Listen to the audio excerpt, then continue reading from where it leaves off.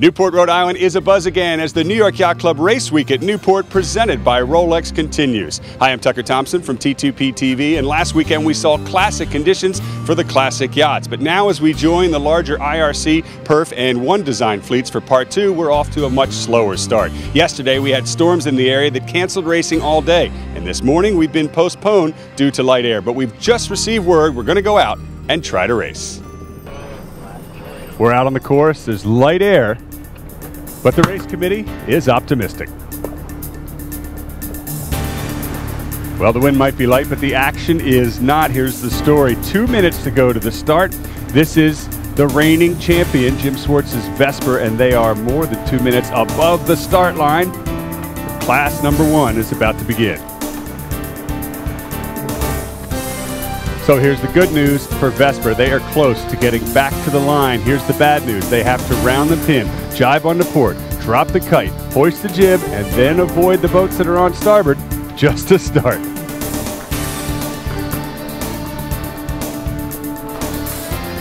Well, more good news. It's a big left-hand shift, so everyone has tack to port on the line. That means Vesper will be on the right tack when they finally get back to the line, but the gun has gone off and they're not here yet. Vesper back at the line.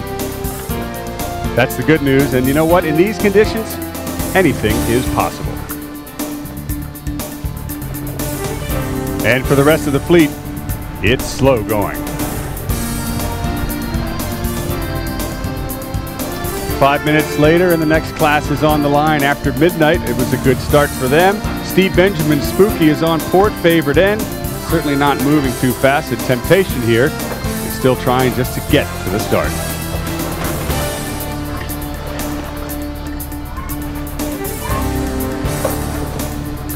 Oh, and by the way, the current's against them.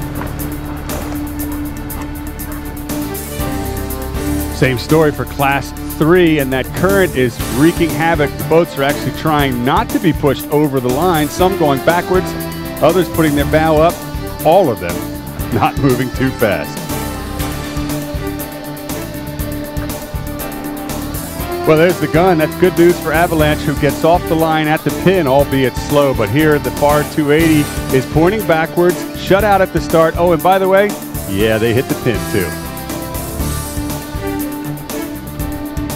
Oh no, after such a great start, we just received word the white boat in the foreground, in the background, the Avalanche was over.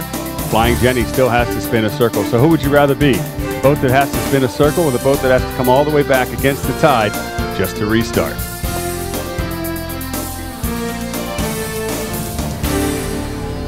Back with IRC1, and Vesper is back in the game thanks to a 30 to 40 degree wind shift. We've got spinnakers on the upwind leg.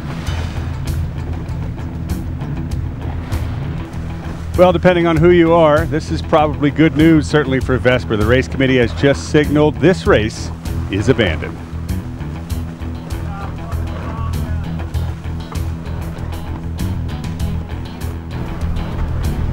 After a short delay, the race committee's decided we're going to try that race again. The sea breeze has filled in. This is the first fleet. And there's the gun. At 90 feet waterline length, Rambler rambles past the fleet. Hooligan has to clear out early to the right. Now it's IRC2's turn. They seem to like the committee boat, and as well as the sea breeze slowly builds here off of Newport.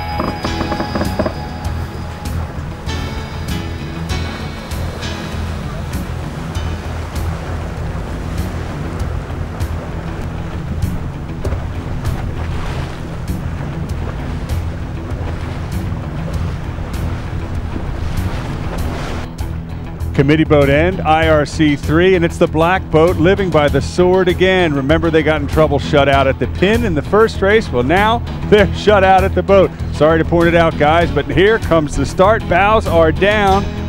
3, 2, 1. IRC3 is off. I guess my timing was a little off there too.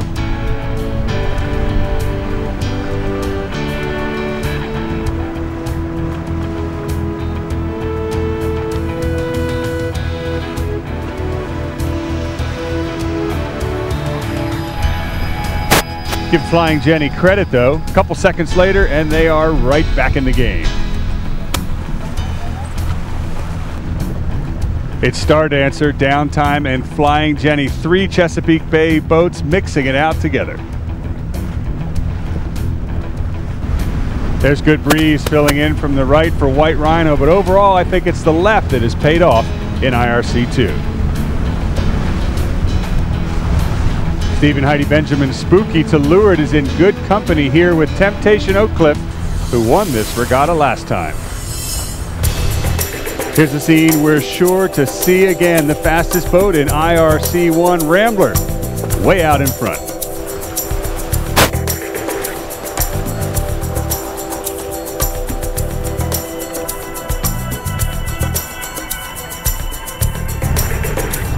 It's Temptation, Otra Vez, and Spooky about to have a threesome at the windward mark.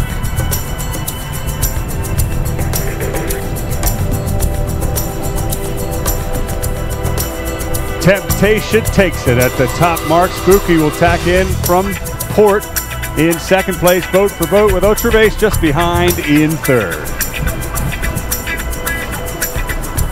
And it's a jibe set at the top.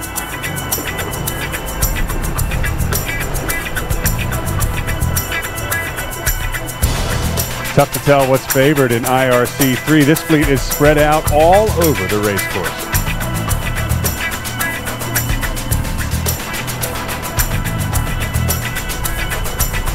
And it's Quentin Thomas's Pendragon out in front for IRC3 with a good Barroway Spinnaker set to boot.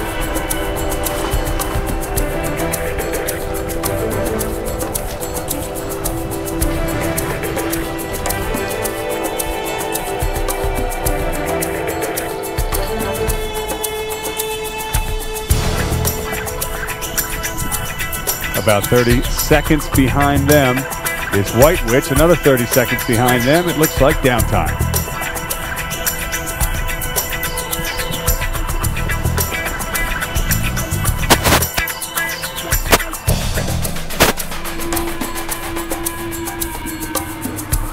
The breeze has shifted quite a ways to the right. They've even changed the course, and that's got everybody downwind on port.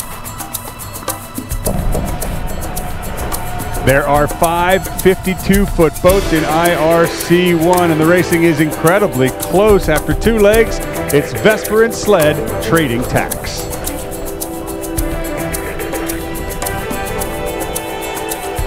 Near Miss, Interlodge, and Hooligan are close as well.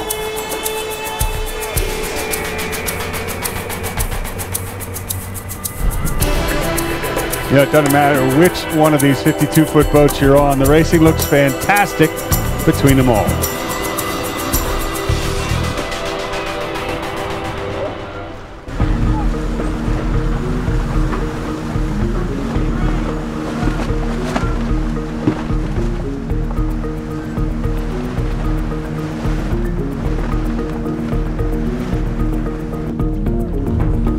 At the leeward mark, Vesper has definitely gained some time over Sled and the rest of the fleet.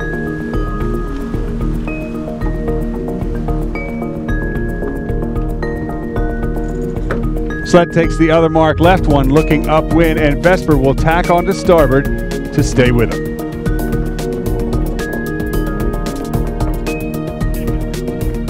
Next up, it's Near Miss.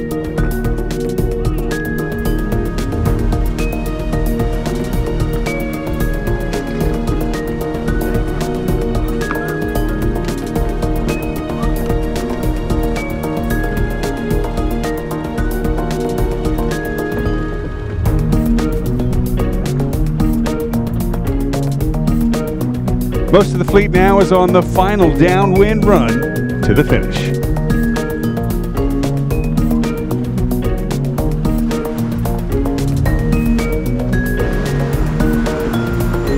So far, Spooky has got IRC2 under control.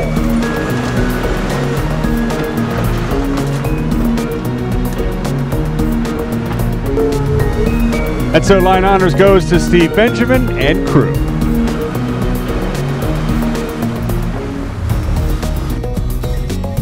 And of course, Rambler wraps up IRC1.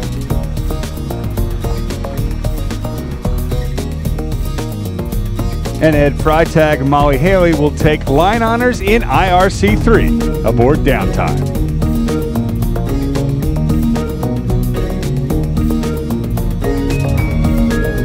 And back in IRC1, it's Vesper checking her time on Rambler, but they've definitely bested the other 52s. Well, the day may have started out slow, but it was well worth the wait as a fresh sea breeze filled in and brought fantastic conditions across the entire fleet. There's a lot more classes and a lot more racing to go here in Newport as the New York Yacht Club Race Week at Newport presented by Rolex continues. I'm Tucker Thompson. We'll see you tomorrow.